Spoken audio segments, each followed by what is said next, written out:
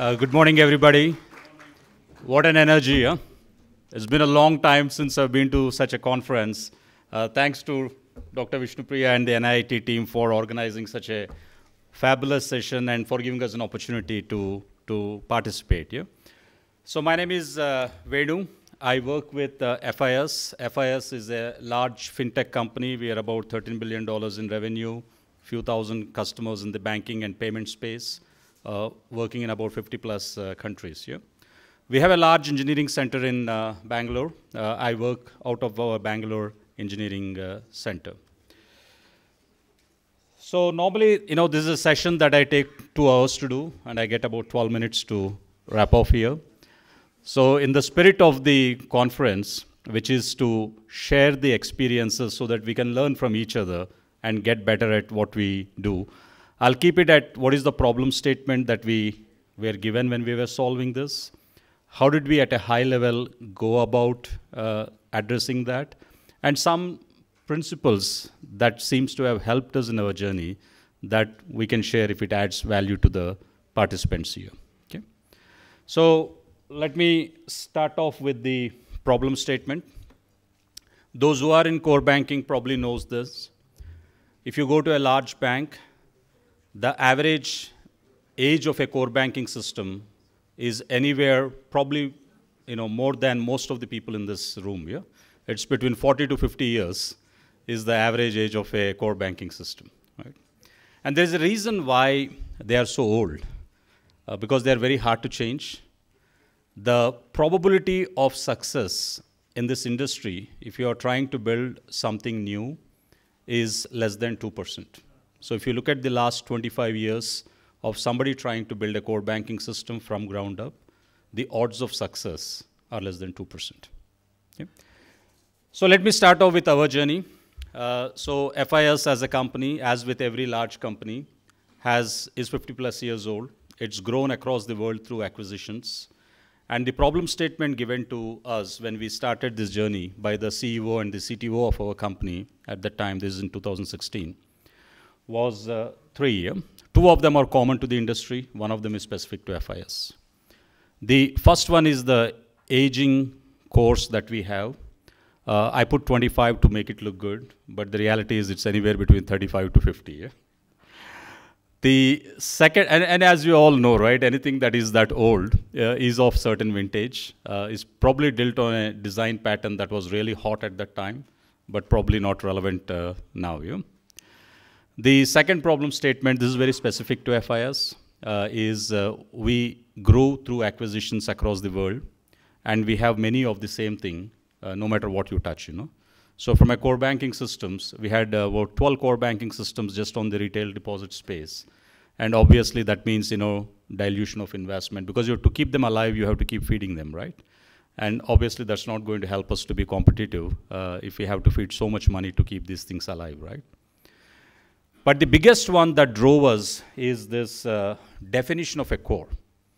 While banking at the most basic sense has not really changed much in the last 50 or 100 years, but everything, how you deliver banking, how you service your customers, the speed, the scale, the availability, the number of product types, the kind of adaptability has completely changed, right?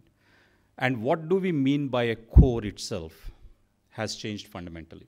So I cannot live with a core banking system built 30, 50 years back and expect that will be relevant to the customers. So this was the problem statement given to us. What you see on the right side is, as we were told to come up with a way to address this problem statement, to keep few things in mind. I'm not going to go through all of them. So the 4 ones that I'll quickly rush through is that whatever we build has to cover all product lines in core banking. There are 5 product lines in core banking: retail deposit, commercial deposit, retail lending, commercial lending, and mortgages. Yeah? This is important because if you're building 1 tower with 20 floors, you'll think in one way. If you have to build 10 towers with 20 floors, you're going to think in a different way. Okay? The second one is whatever we build is not for one country, one customer, one region, one geography. It has to be adaptable, extendable to any market that we serve today or we want to enter in the future. The third one is, how do we serve our customers Whether it is an on-prem model, public cloud model, or a hosted model, we have to support all of them. But the biggest one, which you see below, address new core risk. Before we started, FIS as a company tried 5 times to build core banking systems in the US, and we failed all the 5 times. Okay? This goes back to the risk where the odds of success are less than 2%. Okay? But anyway, they finally said, okay, the team in India, I have a bunch of my smart engineers who did all the hard work. If I can just ask them to stand for a second so that you can get all to see them. And these people all did the magic of building this live, yeah? Most of them still have hairs. I've lost mine, but when we started, they were much younger, yeah? So when we started, you know, the ask from us was that you get a year, conceptualize, prototype, show us, and I got a CEO who is already on the edge because, you know, he has been promised for 15 years, we're going to get something new, we're going to get something new, we're going to get something new, and nothing was happening. And when he came to us, he said, look, you know what, I tried 5 times in the US. I don't believe I can build anything new in the US. So I'm going to come to you guys in India because I believe this is a country that has immense potential, but, you know, raw diamonds, but we want to try it out, right? So these young engineers that you see, we formed a small rookie team, and we said, okay, now what the hell we are going to lose, right? Somebody's paying us money to try something new, and we're going to try it out, okay? So we went through, as with any platform definition phase, which is you conceptualize, you prototype, then you get money if your prototype is successful. You build a MVP of the first product. You're trying to find a bakra or a customer who's willing to bet his life on you. And we found one, and that we're thankful to our life for giving us the opportunity. And then we scaled out, right? And that's the journey that we also took. We started off with a pattern or a conceptualization model. We got 3 months to do that. We thought we came up with a reference architecture. Now the challenge was that nobody in the world had done anything like that. So a lot of something new for us. We got 9 months to build a prototype. It was an end-to-end prototype with multi-country, multi-currency, multi-language, multi-everything, because that was the scope of the problem statement given to us. We had a very skeptical CEO. As I said, I can't blame him. He had 15 years where he didn't get what he wanted. But more importantly, we had a very skeptical organization, because the mindset always was that हम लोग 15 साल यहाँ पे किए, हम कुछ नहीं हुआ, ये इंडिया में लोग क्या करेंगे, right? So that was a bigger problem to solve. But for us, that was the biggest kick, that if we can do it, it will not be perfect, as with everything in life. But if we can do it, it solves the purpose of why a lot of us came back to this country to start something new, right? Which was to change that we are not order takers. We can build something of relevance and something of global out of India. Okay? So I'm going to spend the next few minutes just to give you some perspectives that we kept in mind as we designed this, and then we'll open up for questions here. As I said, I only have another 6-7 minutes left, so I'm going to go fast.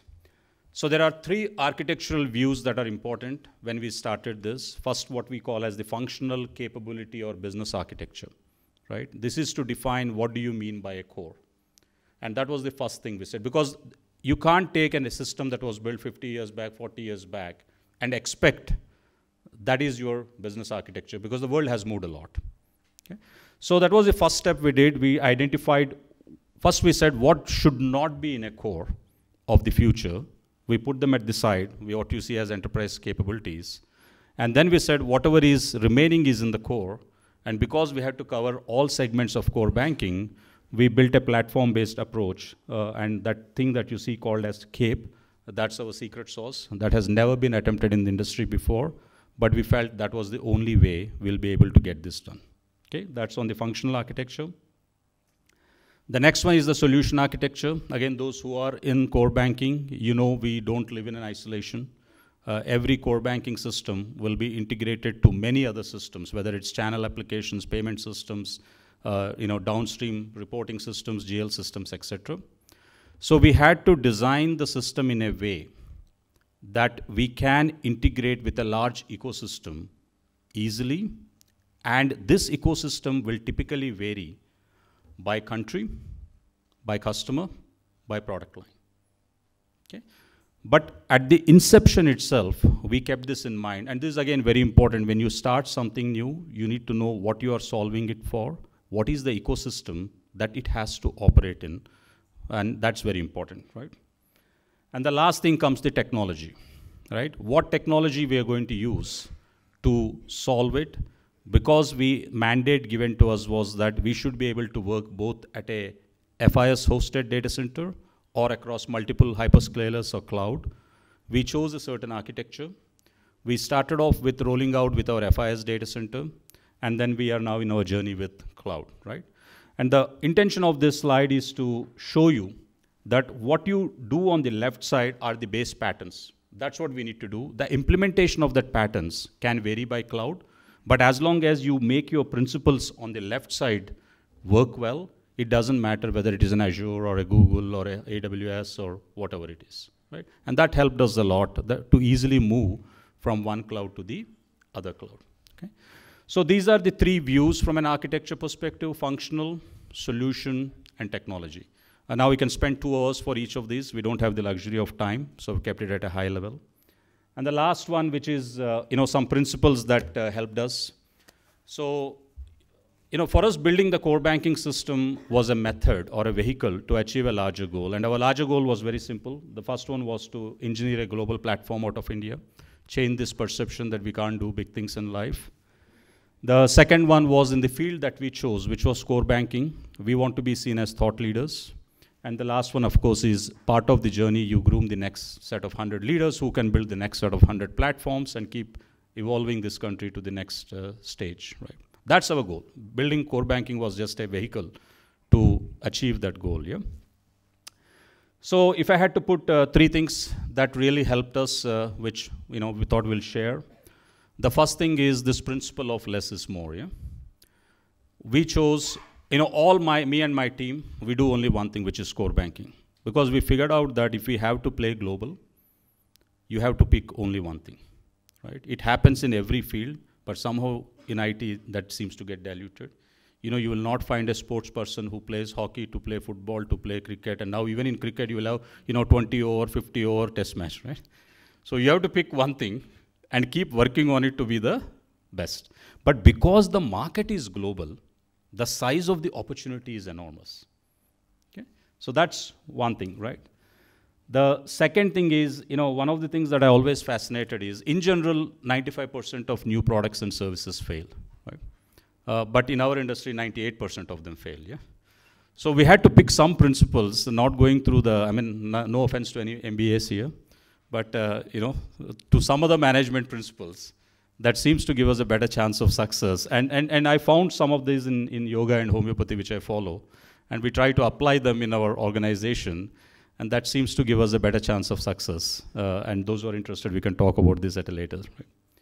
And the last one is what we call as the 3-wheel philosophy. If you look at companies, when I graduated out of college, the 3 dream companies were IBM, Digital, Compaq. 2 of the 3 don't exist. And the one that exists is not the hottest company today, right? And that's always because what I felt, and that was always fascinated me, right? How come something at the top of the mountain comes to the middle of the pile and then to the bottom of the floor, right? And then I figured out that it's always because, we always have to have the cycle across all the 3 wheels. A short-term wheel, a medium-term wheel, a long-term wheel. In the force, in the pressure of day-to-day, we tend to human mind, right? That what is immediate fire is what gets the maximum attention. And we spend all our time on the short term or a little bit on the medium term, but we forget the long term. We consciously made a decision that we ring fence certain of our capacity and capability across all the 3 wheels. Because when we started in 2016 to today, a lot of evolutions have happened. But we would always be behind the curve if we didn't take the conscious view of looking something 18, 24 months and just keep evolving. So these are the 3 principles that helped us. I have 8 seconds left, so I'm just about on time. So that concludes my session, yeah? Any questions? We can take one question.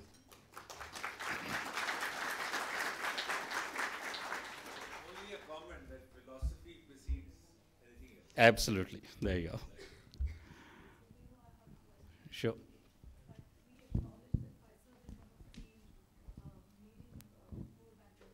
Mm-hmm. We also see competition coming in.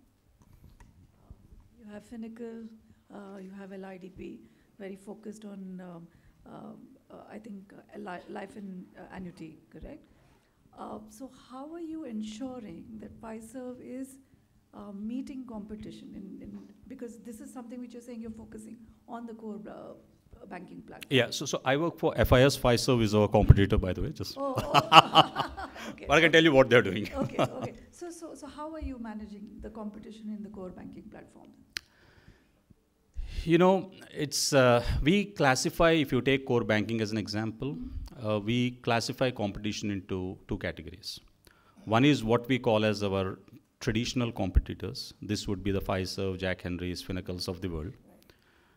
But if you look at all of them, they are in what we call as Gen 2 systems. Yeah? So if you look at core banking, there's a Gen 1, which is mainframe, Gen 2, which is open systems, Gen 3, which is component, cloud native, all that stuff, right?